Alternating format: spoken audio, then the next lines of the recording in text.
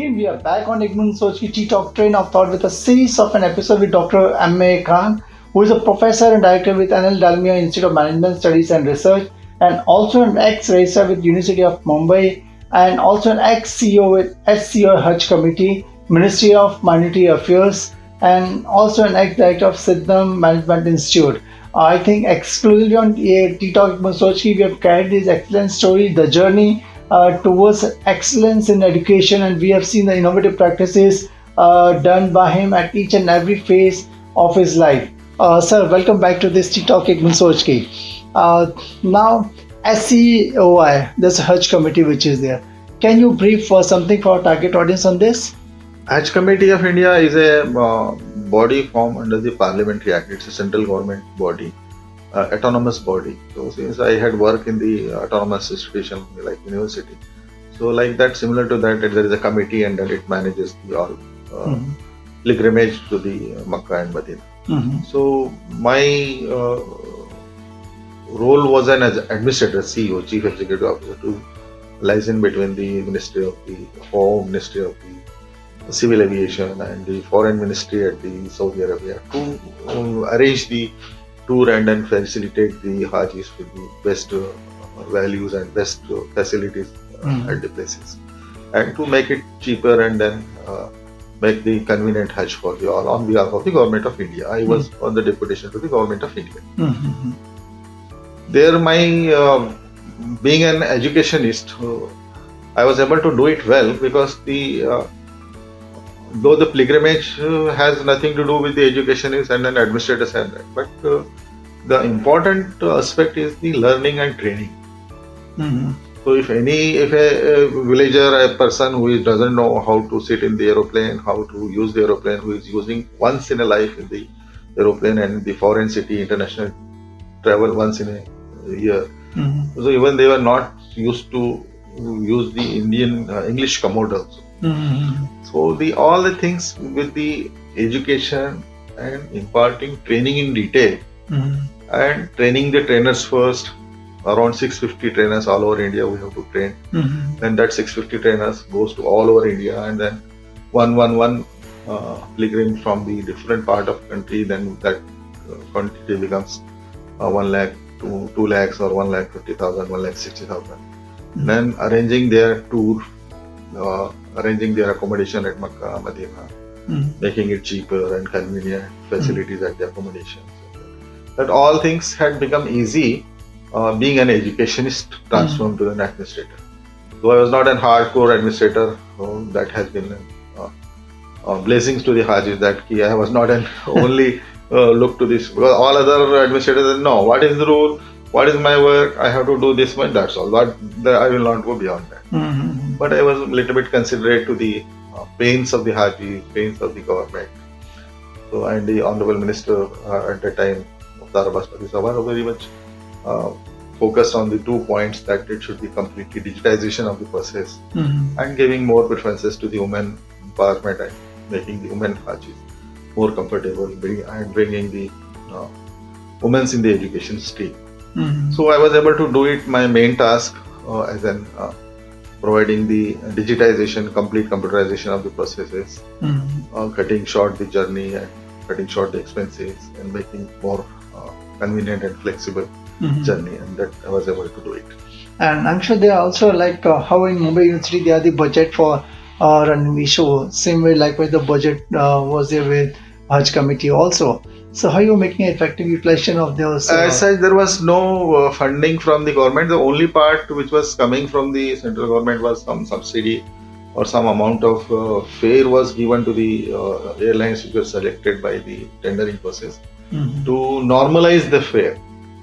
Say in one city the fare, say maybe there are a small city and less passengers, so the fare may be 1,10,000. Another city fare is 58,000. In third city fare maybe 75,000. So at that time the policy was that we make an 65,000 or 60,000 a common fare, and then whatever higher amount of that fare comes, so that used to come from the government as a subsidy. Okay. And then when I joined as an CEO, that the same year only the government has made clear that we are going to stop this. And you work out the way, because that was a way that time the government has this work or solution given by that government is that he just to each pilgrim have the same fare, so they bear the burden of the extra fare. Then they asked me to, you are the CEO now, you work out the issue. So then we had a survey, and then I thought that it should be a win-win situation to both. The government is not spending that whatsoever amount, 100 crore, 200 crore they used to give to this budget. That is the only budget. All other monies are the Haji's money. That is stopped. At the same time, Haji's is not spending more. So we started giving the option of the embarkation point. So if a person is going from this small town, the fare is 1,10,000. We are asking to come to a metro city like Mumbai, Delhi, or Hyderabad, or Kolkata. So small travel is required. You come there, your fare will be reduced to 60,000. So instead of facilitating the Haji going from his small town, and extra burden is borne by the government, government said, no, we will not bear it. We said that you come to the metro city. Win-win situation.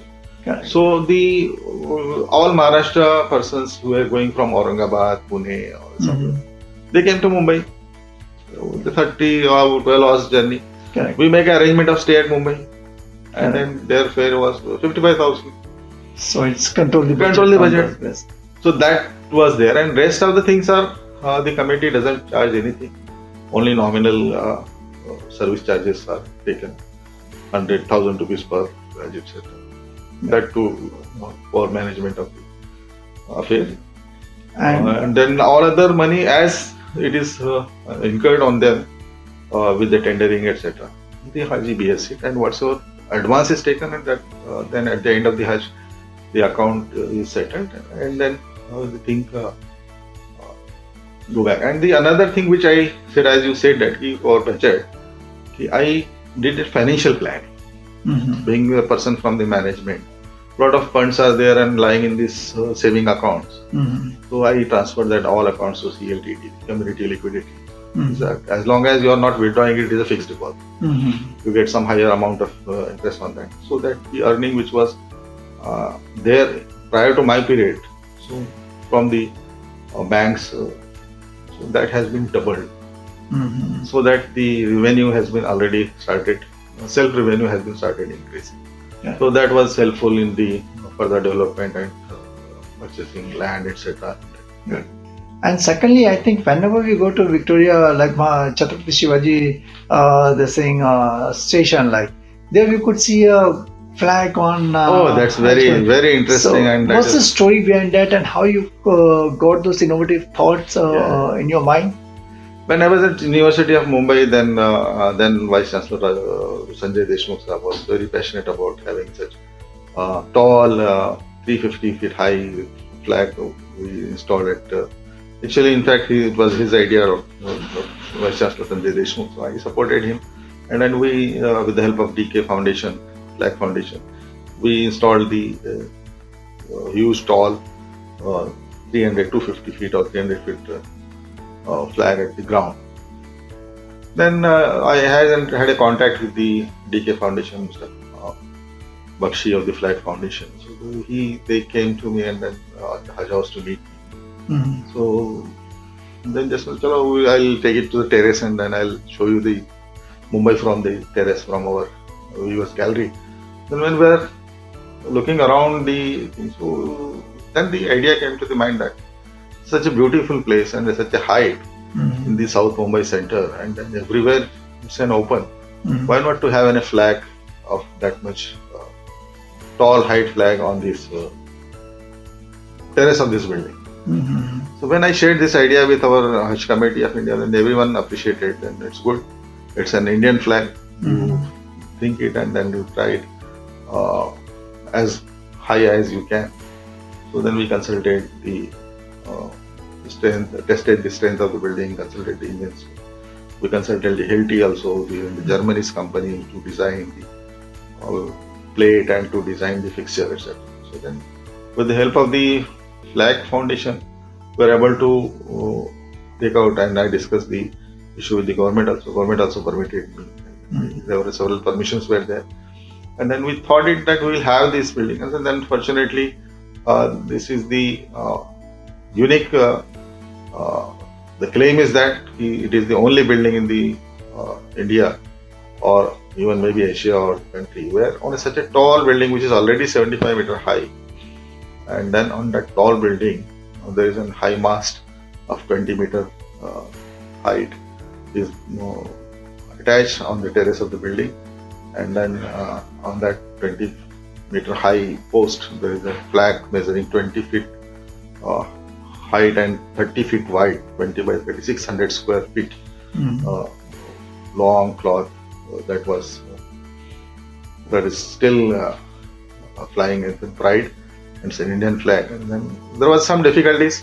You cannot have the crane on that. You cannot take the complete the 20 meter post through the staircase. You cannot lift it from up. You cannot push it from ground. So we designed to make it fast in 6 different pieces. Then each piece was carried through the lift staircases, so 18 floor. And then that after going to the terrace, that 6 pieces were assembled. And then with the help of manual lifting, chain pulleys and supporting system, the post was raised on the column, and it is on a high strength column. The building strength is good. The structural engineer certified that it is well and good. You can put it in this way, and then there was a plate, complete stainless steel plate is designed of U shape, inverted U shape, which is put as a clamp on the center of the column, and then on that clamp the flag post is standing. I think let's have a glimpses for the benefit of a target audience about your initiative and what you have to say about that great flag, like I think which you have hosted out over there. It's a monumental flag, and it's in the, probably I still challenge, nobody has denied it, and we didn't find anywhere else that such a tall building and that such a tall building, such a tall high mast flag is flying, and then it's flying with the pride. No, I think what a warm feeling watching those glimpses of your initiative which you have taken in Hajj committee. It's really great. Now from here, the inning as an CEO of SEOI, Ministry of Minority Affairs, how you got into the Anil Dalmia, we'll take in our next episode. In fact, I think it's a great interesting insights and the innovation and the thought process which goes in Dr. M.A. Khan's mind to do things differently and how to marshal the resources in the most effective and the efficient way. That's the reason what this T-Talk platform is all about, where the experts like Dr. M.A. Khan, they come and they share their experience and their commitment level towards the task what they take in hand. Do catch up with Dr. M.A. Khan in our next episode on T-Talk Ek Puni Soch Ki Children. Go to www.ttalk.net, subscribe, like the channel as much as you can. So thanks a lot for being part of the show. Thank you very much.